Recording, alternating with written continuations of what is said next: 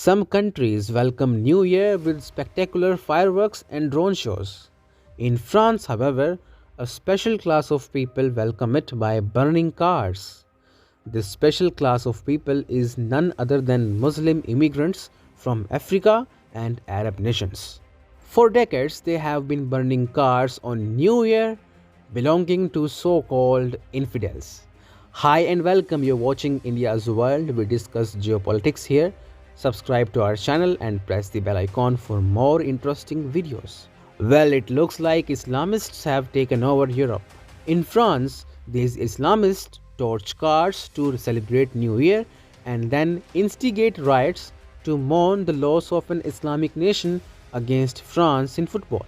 Such instances have reinforced the concern that for these immigrants, their religion comes first and there is nothing called loyalty for the host nation.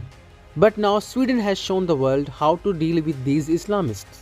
Sweden is banning all schools in the country owned and managed by the country's Islamists. The new law essentially prevents the Islamic schools from expanding by increasing enrollment or opening new branches from next year onwards.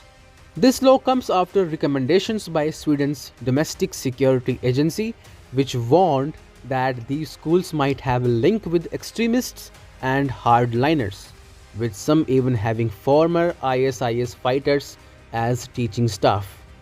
Even some of the board members of the schools used to share ISIS propaganda online. Over the last few years, Sweden has made a host of arrests amid demands that all the suspected criminals should be immediately deported. Not just that, the Nordic country earlier this year also became the first European nation to declare all Islamists as aliens. In August, the country announced that it sought to limit the concentration of people with immigrant backgrounds in the most troubled areas of its cities.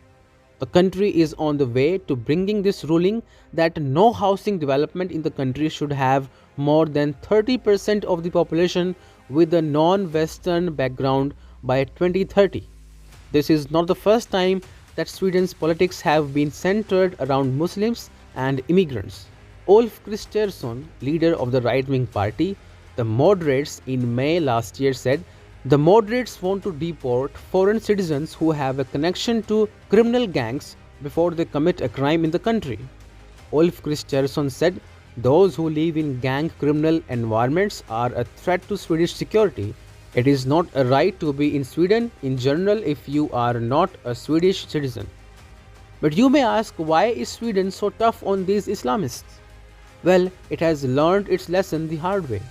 In April this year, violent confrontations broke out between police and citizens who were outraged by alleged far-right plans to defame their religion. Cities of Sweden have been regularly rocked by such riots after the 2015 refugee crisis. Over the course of 3 months, 114,000 largely Muslim asylum seekers entered Sweden, mostly in Malmö and small towns in the south.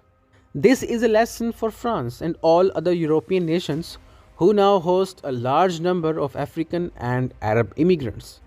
Equality and secularism are only for those who are willing to genuinely respect these values. For hardliners and extremists, the safest bet is to simply show them the exit door. India's World, telling the right side of the story.